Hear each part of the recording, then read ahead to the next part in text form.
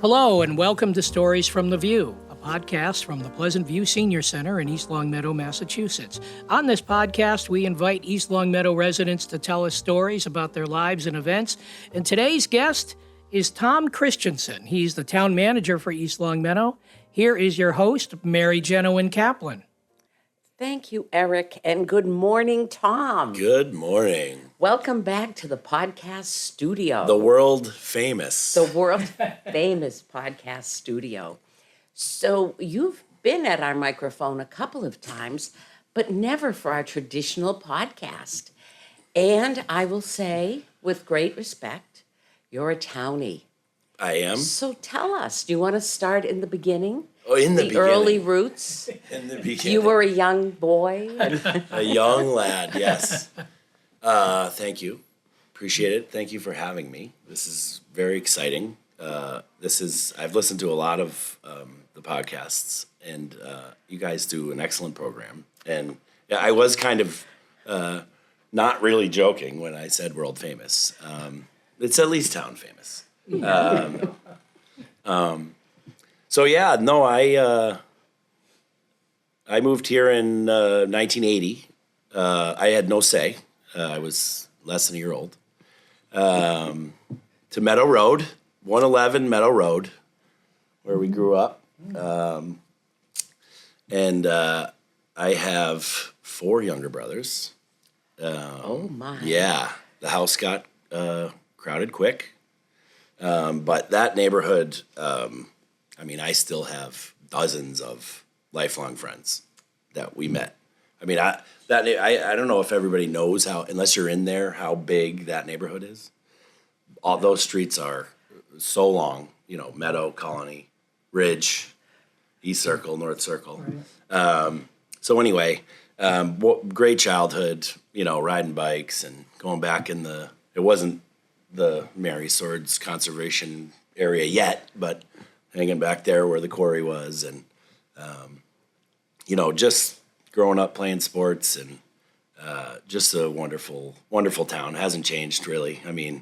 A little bit, but those key aspects of the town are still alive and well. So anyway, I was just telling Aaron that first house was a 2-bedroom cape. And so when we finally moved, there were 4 of us in our bedroom in 2 twin beds. Although, because we got along so well, usually it was 4, like a sardine can, in one of the twin beds most mornings when we woke up. So great memories of Meadow Road for sure. And then we moved to Timber Drive.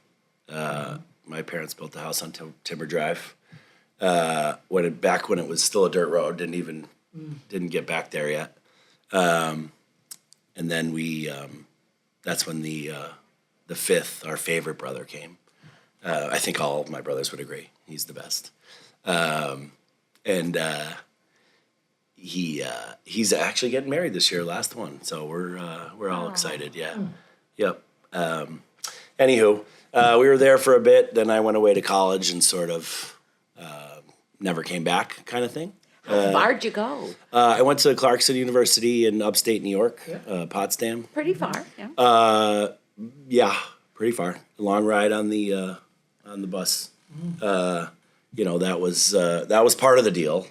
Most of the times I either got a ride to Albany or White River Junction, but that was too far of a ride to ask. So a lot of busing, but wonderful, wonderful part of the country. Upstate New York is fabulous. The college was small, but absolutely just amazing. Again, you meet wonderful people along the way, no different. After college, I actually moved to New Jersey. Interesting is right. For work? Well, as most of these decisions happen, especially with me, a girl. Oh, love.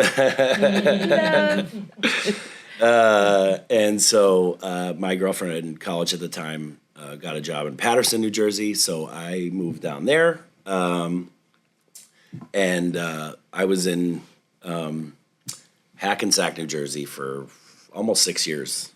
And then sort of abruptly moved to Boston for, you guessed it, a girl. My wife, I'm proud to say. We did the long distance thing for about 2 weeks, and I said, no way. So I picked up, and she was in Beacon Hill at the time. As luck would have it, one of my good friends had an opening in his apartment in Alston. So went up there. I actually, when my head caught up with my heart, realized your bank account's dwindling pretty fast. And so I was actually driving back and forth to New Jersey for a month or two while I was looking for a job. That's a heck of a commute. Well, my old boss was like, if you want hours, we'll give them to you. So I would, stroll down there Monday night, come back Thursday. It was quite an adventurous time, but all the right reasons, obviously. And so I ended up getting a job with the town of Concord, which I stayed there for 10 years. And my wife and I, shortly after that, got married, moved in together, bought a home in Holden, which was another lovely area of the state. I mean, gorgeous. You're moving west. This is good. You made it to Central Mass now. So as we're talking, she's from Springfield originally, but went to East Long Meadow High School. Like her family's all in East Long Meadow. And so we, once we had the second child, we said, all right, it's time to go. And wouldn't you know, there was an opening in the East Long Meadow DPW. Yay!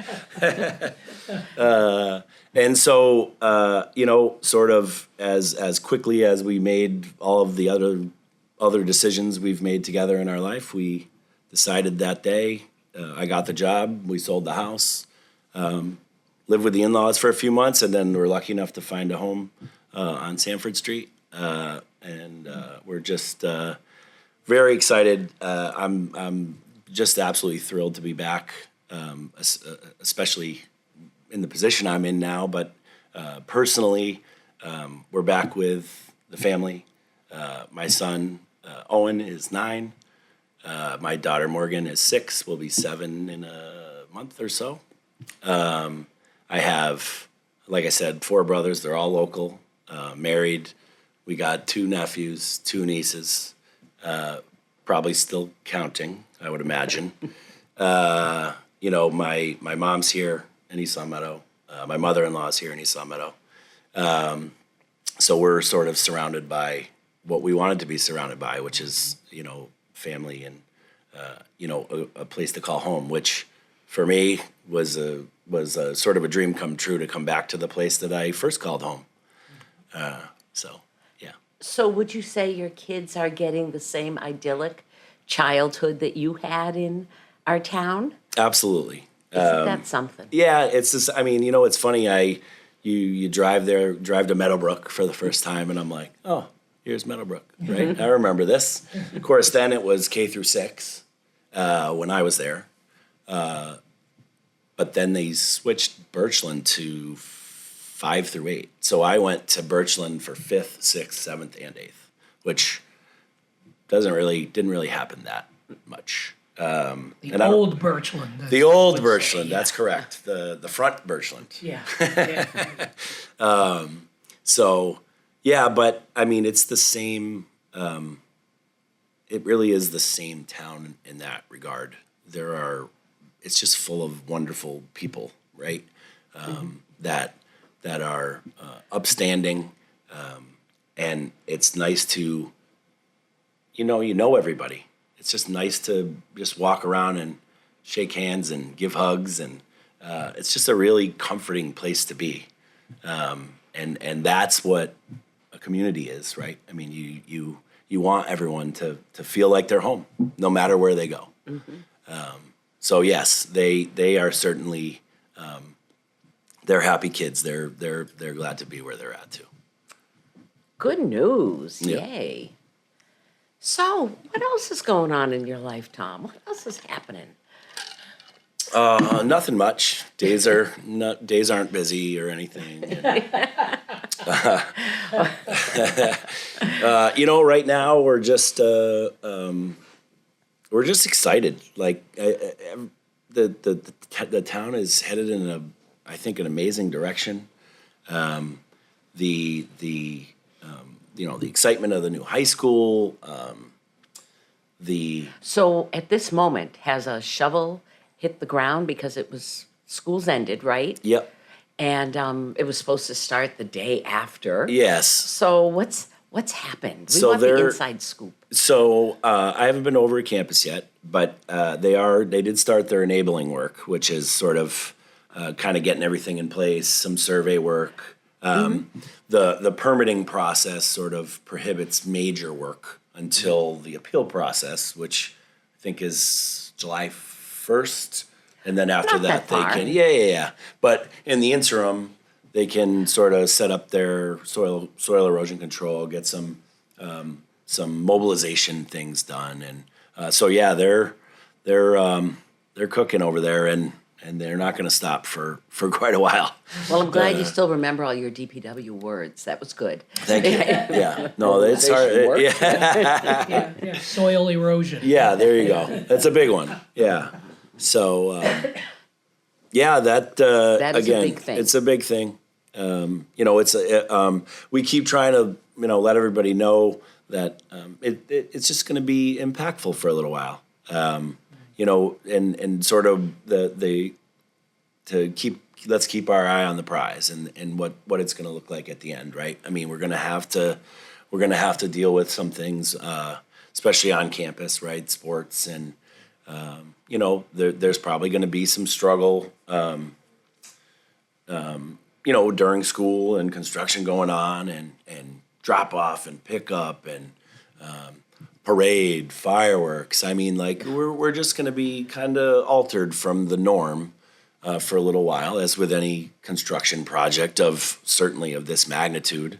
And we just have to be patient, and sort of it's on sort of me as the manager and the building committee to sort of let everybody know what's going on and when it's happening, and keep your eye out for this. And so we'll just have to try to communicate as best we can to the public about what's happening and what isn't, and what you can and can't do. And so it's going to be a process, but at the end, it's going to be a world-class facility.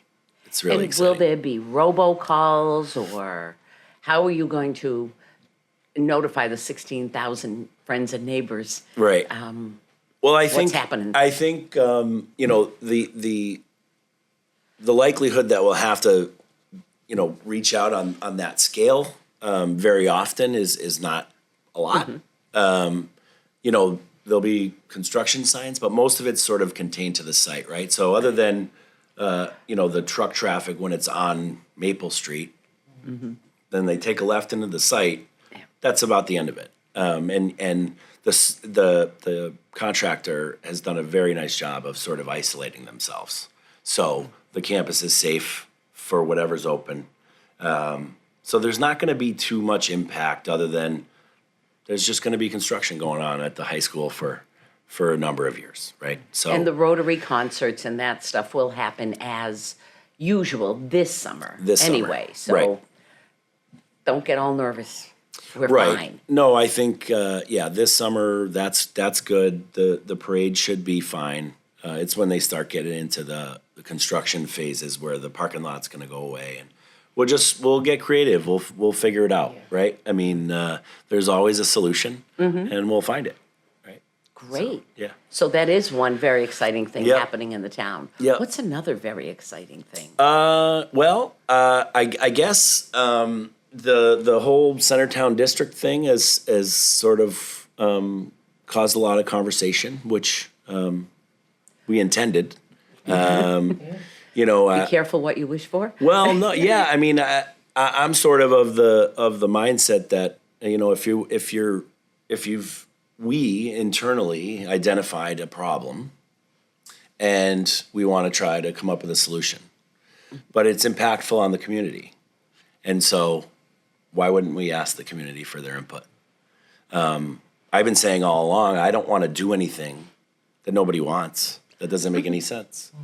So we're having these community engagements and going through this exercise. And I think at the very end, which we're not even close to yet, obviously, we'll either put something out there that most or all of the residents can agree with, or we won't. But the fact of the matter is there's a lot of aspects of this project that, aside from sort of the redevelopment and revitalization of the downtown area, the other key component there is this housing stock thing that we have to address. There a lot of stats have come out that have sort of even staggered me a little bit about the just the lack of anything but a detached single family dwelling in East Long Meadow, which historically has always worked for us, and that's fine. And if that's the way we move forward, okay. The simple fact is to sort of segue, I guess, or continue with the high school chat was the cost of the project is going to be a real burden on a lot of our residents, to the point where it just can't be ignored. It's a fear that was voiced by a lot of those residents during the process, and it will be an actuality soon. And if we're not sort of paying attention to all our residents, well, then we're not doing our job. And so I'm excited to see where the process is going to go. The first meeting was rather contentious with the public. The second meeting, I think, was a little more informational. I don't know that anybody really walked away more positive from the public. We did, because we're just clamoring for this information. Whether it's positive or negative, I want this or I don't want that. These are all good things. This is how we create. Everything can't be perfect. So here's the positives, here's the negatives. People want this, they don't want that. We can shape this thing however we want. And that's the reality of it. We don't have to follow the 40R handbook. We don't have to do what the state says.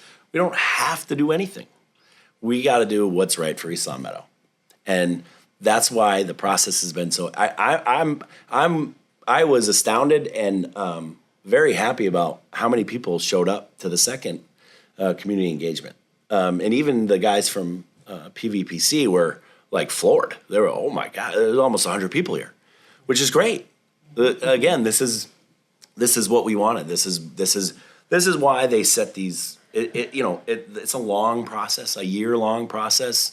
To come up with a center town zone, but it's because you need to ask these questions, and then you need to digest the data, and then you tweak it a little more and put it back out there, and then you tweak it a little more and you put it back out there, and at the end, we have this polished sort of bylaw, right? That we can vote on, and again, if what we want to do or what the community wants to do doesn't line up with whatever, like I said, 40R it's all up to us. That's the beauty of it. It is really all up to us. And that's why we wanted to do it, because there's some opportunity here to revitalize downtown and sort of get some housing, much needed housing stock in town. So I have two questions then. Okay. And it sounds like there's a real recognition. We have some very invested and smart people in town. And so you're using that collective information and input to come up with the best possible solutions or direction. Yep. And that is just cool, because we are still a small town, and people are invested and they want to contribute to how our town looks. The second question is, what about housing stock? Because we see this statewide and nationally, that housing is such a big problem. But it's great to know we're at least trying to think about how we can help some of our residents stay in town? Is that the direction you're heading with housing stock? Or I think maybe absolutely. some of those young people can move back here? What's the plan, or I what's the think thought? that's sort of what I think, because I think historically East Long Meadow is a place where you are born and you stay until your last days, right? And I think a lot of people want to keep it that way, especially those that have already done the journey and are now at the end. And now it's like, where do I go now? Right. You don't want to start again. No, and I think we're in a situation in the community that is growing in all the right ways to help in that regard, and it's just going to take a little work from those of us that are doing the work and input from the community. And we're not trying to do anything wild and crazy and turn into, what did somebody say? We're not trying to turn into Northampton or East Hampton or we're just East Long Meadow. We're East Long Meadow. So we're going to be East Long Meadow, right? Through and through. Nobody wants to change that, but we got to start paying attention to everybody that's in our 13 square miles, right? That's important. It's not just this or that or picking and choosing or I don't like this idea or that idea.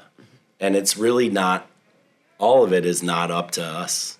It's not up to me in the manager's office. I mean, I'm in charge, but I want to do what the community wants to do because I think that's the most important part. This is a great community, and I don't want to do anything that everybody doesn't want, you know?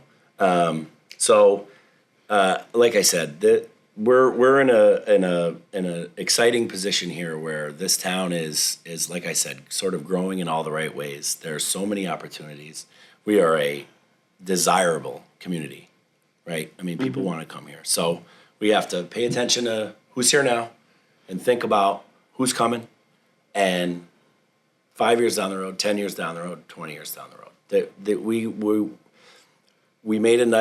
The town made an excellent decision in 2016 to change government, and since that point, we have sort of ascended into I don't want to say a perfect, but we're getting to the point where everything across the board is looking good, right? Our financials are good. Our infrastructure, while aging, is still in great shape. And I know the roads are what they are, and that's not an uncommon problem across the Commonwealth, really across the country if you want to take it that far. But, we are positioned well to continue to grow, again, like I said, in all the right ways. Are there any other high points when you say we're heading in the right direction? There are exciting things. Is there anything else on your list before I start on my list? So, why am I shocked that you have a list? Inquiring minds want to know. Wow. This is it. So the broadband thing is another Yes, big one. I wanted to, this is Okay. kind of like a follow-up from one of our prior conversations here on the Yeah. podcast. So we are sort of full steam ahead on this fiber to the home project that we've partnered with Westfield Gas and Electric's Whip City Fiber. Our system has sort of been designed, and now we're sort of putting the finishing touches on that and getting a construction plan together, which is really exciting. I think every survey you look at from the last 10, 15, 20 years, people want another option in town. And who better to give it to them than the town of East Long Meadow? Obviously through another municipal entity, but it will be out. We'll own it. It will always be ours. We're in complete control, and it's just really, really exciting that this project has sort of come this far, and it's had buy-in from council, obviously IT. Ryan Quimby's sort of spearheaded this whole process. So that in and of itself will be an excellent opportunity. Whether you talk about it from giving the people what they want standpoint, which is number one, but potentially another revenue stream that could really help the town in other areas. So it's really exciting. Again, that was something that we really tried, hammered out hard early on. It's sort of been this long process, and we're getting to the point where we can see what it's going to look like. So, But it's really it's exciting. something to be really proud of, because that connectivity was a huge issue for a while. And sometimes when problems are that widespread, you think, oh, it's always going to be there. But Yeah. our town leaders have figured out how to make this better. Yeah, and it's really like almost astounding. Yeah, and it's been a long time coming. I mean, I think, Don Anderson started the Broadband Committee way back when, 2018 or whatever, and, it's just like, I don't know if this is going to work. And, maybe no, I don't know. And it's a lot of, like most things, it's a lot of hard work from a lot of people over a lot of years. And it's just nice to see things come to fruition. And so we're just going to keep plugging away and, hopefully get some fiber up on some poles in the next year or so. Ooh. Maybe two. That all kind of depends on the utility companies and what work they need to be done to allow us to get up there. But yeah, I guess I'll retract that 1 year statement from before. It's closer to two. Yeah. When we start seeing actual construction out there of our stuff. But hopefully the application process goes pretty well through the utility companies, and then we can start our project. Well, we appreciate your keeping us updated, because 2 years sounds like a long time, but I think for those of us who are older, 2 years isn't bad at all. That's just fine.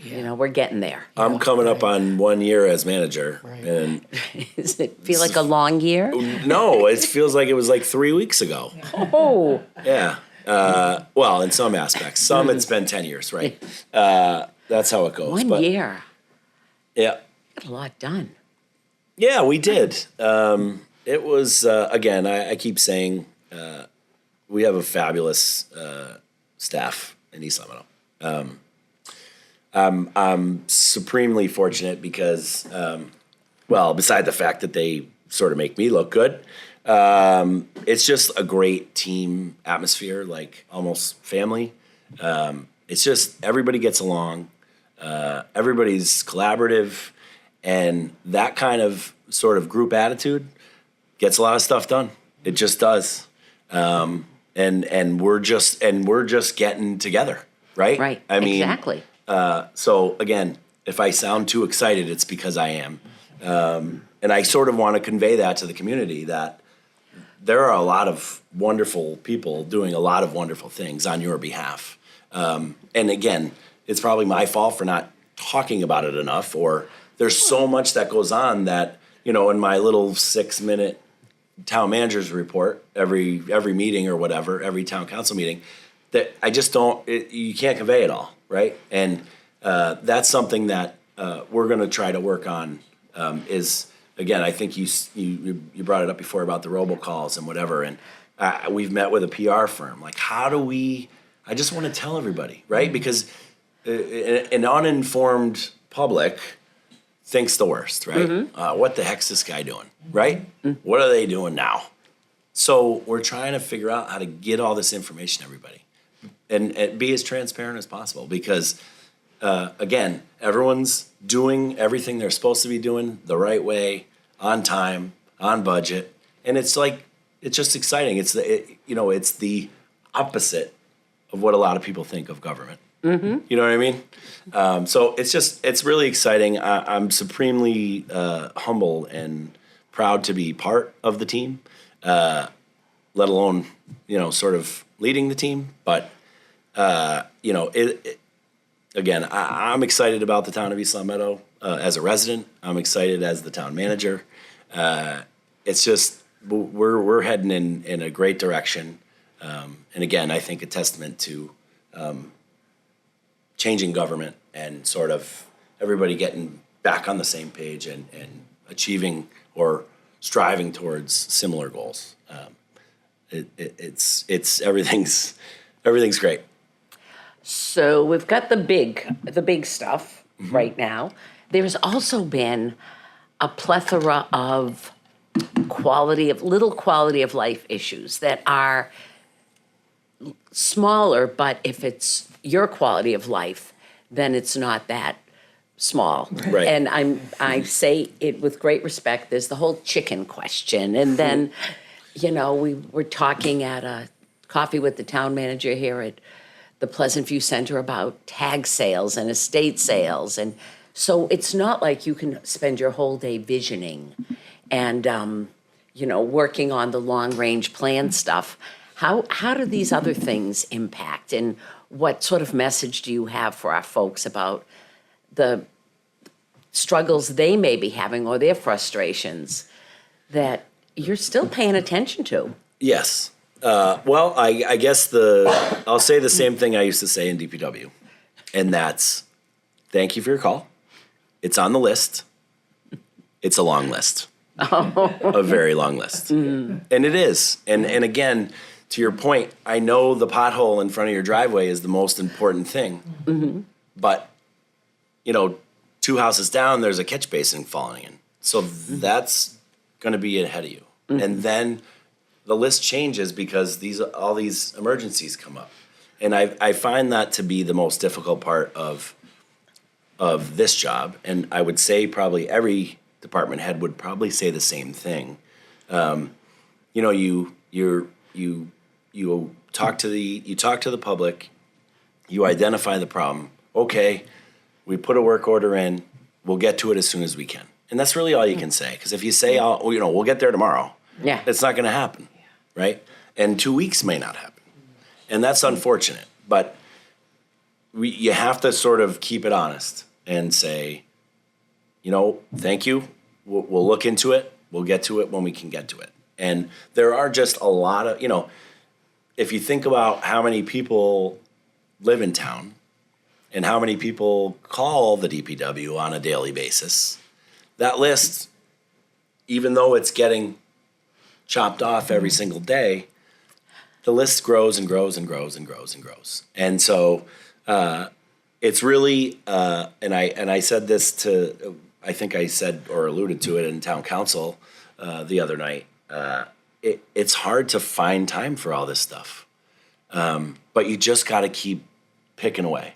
You got to keep chipping away. It's like your house, right? Something always, all right, honey, the next thing we're going to do is we're going to do this. And then that breaks, right? Mm-hmm. And the list absolutely. Right. Well, the example with our heat wave, the temperature challenge, dangerous temperatures, and the town offices were closed on Wednesday for, is that Wednesday for Juneteenth? Yep. Right. And folks had to pivot and open a cooling center. Weren't planning on that, didn't expect the weather to do that, but something else went down on the list, and there were folks in here getting cool on Wednesday. Right, and again, those are the things that, that's the caring part of it, right? The police chief or the fire chief talked to Aaron. Yeah, it's a holiday. Yeah. We got to make sure people have a safe place to go. I mean, it's going to be 98 degrees, right? And so, again, the quality of life things are, yes, all these things get done. It's just sometimes they get done in due time. And I know, listen, I was in a town where I wasn't the manager or didn't work for DPW. And I know it's frustrating when you call and you think that this shouldn't take that long to fix. It's just that there's 20 other things that shouldn't take that long to fix ahead of it. And then when the dishwasher breaks in between. So I hate to preach patience on anyone else, except for it's really the only way to watch the machine work. And it is always working, right? I mean, they're what's the no days off thing? It's always working. That list is always getting crossed off and added to and subtracted and added and right. I mean, it's just there's a lot of things that happen every single day that nobody sees. There's a lot of things that have to happen every single day. So that list can't get worked on Mondays or Fridays because all the staff has to go do this, right? Or the 6 guys in parks have to mow 120 acres of grass every week. And just like your house, if it rains Tuesday and Wednesday, right? Well, I guess we're bumped off, right? So again, a little bit of patience, but just know that nothing is discarded. No complaint. Everything's cataloged. Everything's written down. Everything gets put on the list. Whether it makes it to the top in a day, a week, a year, that's sort of situational. But it's always there. Nothing gets thrown away. Well, you mentioned that, and when you own a home, there's always a list. Yeah. And we're probably more patient with our own lists than we are with our town lists. We think you guys should work faster than we do, and we'll So do get we. to that. Yeah. Yeah, it's amazing the things that you can live with in your own house, right? Like when you moved in and that drawer didn't work, that's the first thing I'm fixing. Well, 6 years later, I haven't fixed that drawer yet. Hate that tile. It's starting to grow on me now. That's good. Yep, we're doing it. So tell me, and we talk about the day-to-day stuff. Personnel is a huge part of your work because the team is very important. They're the ones that are boots on the ground, making it happen. And I think you just hired a planning director. He's still there, right? He's still there. We Good. haven't scared him off yet. How long? Tell us. This is exciting. That's a big position. Especially with all the things that are happening in town. We have a number of rather large projects that we sort of threw on him, which he's more than capable of handling. His name's Rob Wachilla. And he what was that, May 20th? Oh, it was his first day was the public engagement, the second public engagement for the Centertown District. Welcome to our town. Yeah, right. The staffing, there's not much you can do about, again, listen to what I'm saying in my story, right? Like, people are going to move. Things just happen, right? Things come up.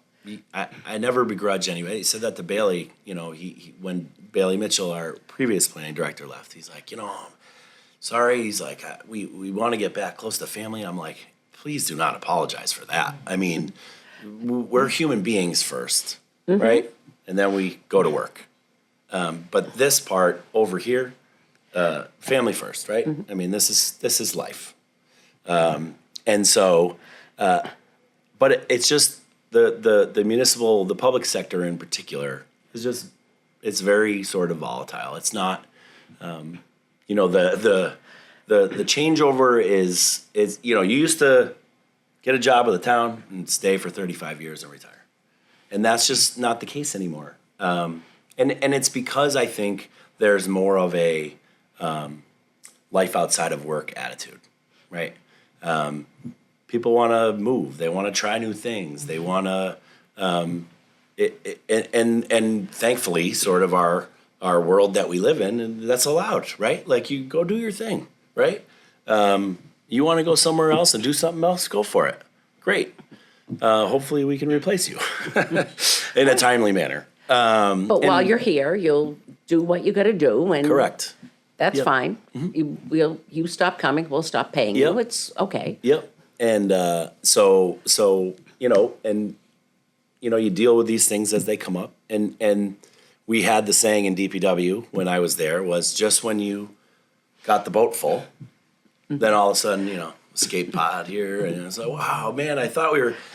And so I said that we had We were doing interviews yesterday for the HR director position, which has been open since March-ish. So thanks to everybody in the HR department. Mariola and Megan are the only two left over there doing sort of the job of 4 people, which has been amazing. So, but, you know, you try to, let me get back to my thought. I said, I can't wait to see how this boat runs when we have all hands on deck. It just, it doesn't happen, right? Rebecca started and it was like, hey, you're acting planning director. You know, she didn't even get to sit down as deputy town manager.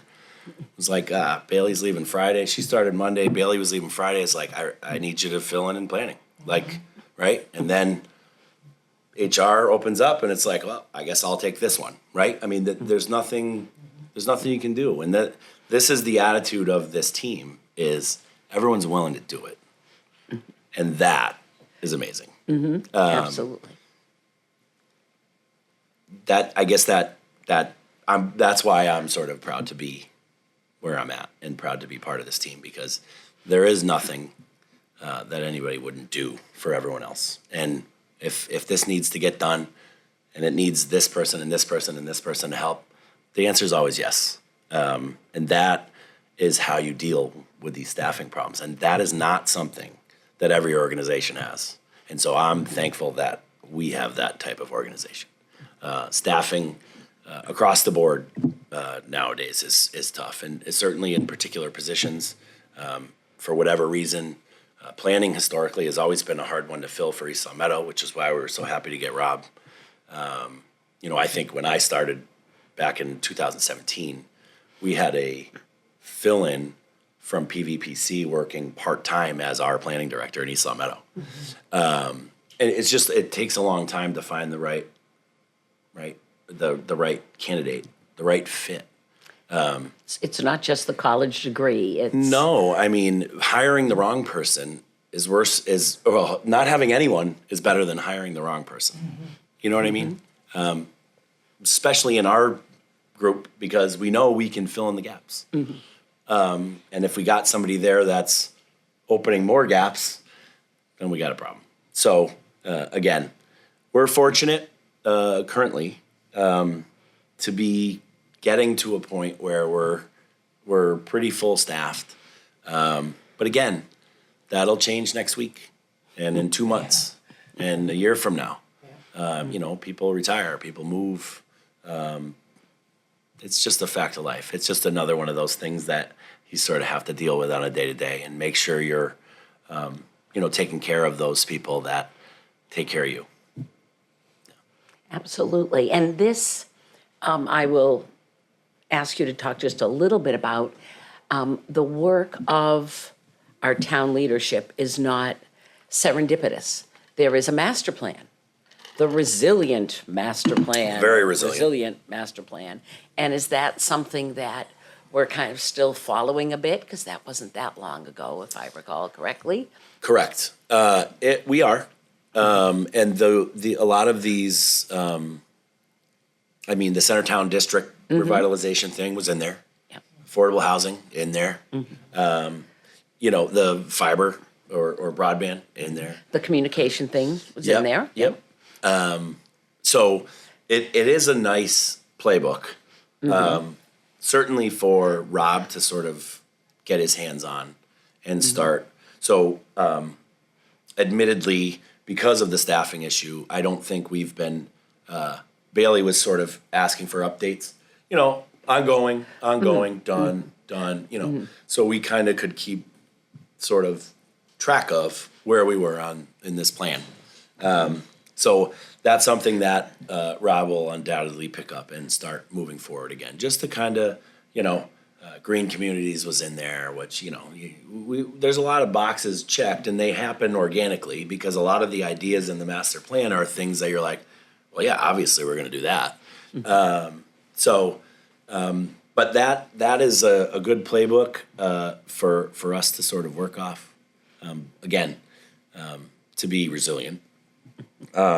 when things come up and people are like, why are we doing this? It's like, well, it's in the plan. Yeah, right. It's in the plan. And a lot of community input went into that plan. Correct. And I think, and I'm not sure the parameters of the plan itself, but there'll be an update at some point. I mean, just like in the charter, there was years in 0. We have to review the charter because every 10 years you should.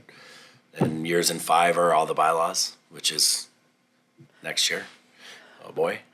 At least I'm not on the bylaw. Ominous music. At least I'm not on the bylaw subcommittee this time. You gotta sort of go, look back and to look forward, to see, let things change, right? And if we've got all these things on this list, there's 50 things on the master plan and we've already done 40. Let's do a new one, right? I mean, there's only 10 things left. Let's do another one. Where do we want to go from here? And a lot of those things sort of depend on how those goals are met and what way they're met in. Because if say there is no center town district and we got to redirect and find another way to sort of revitalize downtown or get some different zoning downtown where we don't really need industrial zones anymore, along the rail trail, which doesn't have a locomotive on anymore. It has people walking and biking and jogging. So, we got to just as we change, we have to sort of change our outlook and our grand plan because things have changed from where our viewpoint is different from where it was when this particular document was authored. So, yeah. Well, I'm exhausted. Clearly. There is so much going on. So much. Final thoughts. We have some happy news about the rail trail, which you just mentioned. Maybe you want to just talk a little bit about that. Actually, I have to finish that paperwork when I get back to the office, but we did receive a Mass Trails grant for feasibility from Maple to Westwood for an extension of the rail trail. And so thank you to DPW for that. Mark Berman and Bruce did a lot of work on that. And so we'll have some sort of design to see what this is going to cost. And the way things look now, we should have no problem getting a grant for the construction of that rail trail, which would be really, really, really nice. It just kind of goes along with the whole thing, walking downtown. And, that was the thing when we started talking about the Centertown District. I have this distinct memory of coming back from college one of the years when Center Square was going up. And, as I'm growing, you see little changes here and there. And when I came back, I was like, whoa, what are we doing? Something cool's happening over here. And I think that's sort of the attitude that we're thinking about for this next part of the Centertown District, to have a place where people can walk and sit outside and eat and, just a nice little pocket downtown where this rail trail can kind of connect it all. I'm also really excited about the thing that historically I've always been excited about, and that's the 4th of July. I think if you ask people that aren't from East Long Meadow, because I think sometimes we may take it for granted because we do it every year, we love it, it's great, we do it well. The patriotic sense you get in town, the flags lining the streets, then the parade route already, fireworks, carnival, parade, obviously. It just feels like home to me. I think it's one of the things that this town has always done really, really well. And I'm always excited for it, and kids are excited for it, and it's just a great time to be in town with a lot to do. And like I said, I'm just happy and thrilled to be back in my hometown, and happy and thrilled to be in a position where I can do whatever I can to help make it better. So, Ta-da! Yeah, it brings a lot of Excellent. people into town too. Right. So And it's a huge You know, collaborative effort. it really is. Yeah, it's huge. The Rotary and Yeah, Yeah. yeah. the Rotary Club, not Yeah, the Rotary parade committee. the and- parade committee.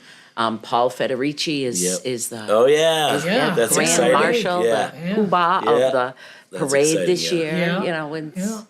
and when those are announced, you always say, "Of course, what a great choice!" Yeah, I know. because we have a lot of good people in town. Yeah, we do. Amazing. Yeah. Okay, well, thanks so much, Tom. Thank you. This was amazing. Yeah, no, I'm as glad advertised. Really glad that you came in. yeah. So thanks for taking time. I know you're busy. You might be a little busy.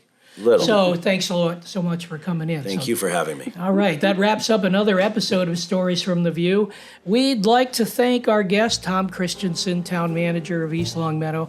The Stories from the View podcast, it's available on the LCAT 01028 channel on YouTube, and we're also on Spotify. If you have a story you'd like to share on the program, contact Pleasant View Senior Center Director Aaron Kobler by stopping by the Pleasant View Senior Center or by calling Aaron at 413-525-5436, extension 1401, or you can send Aaron an email, aaron.kobler@eastlongmeadowma.gov. Thanks for listening, and we'll see you next time on Stories from the View.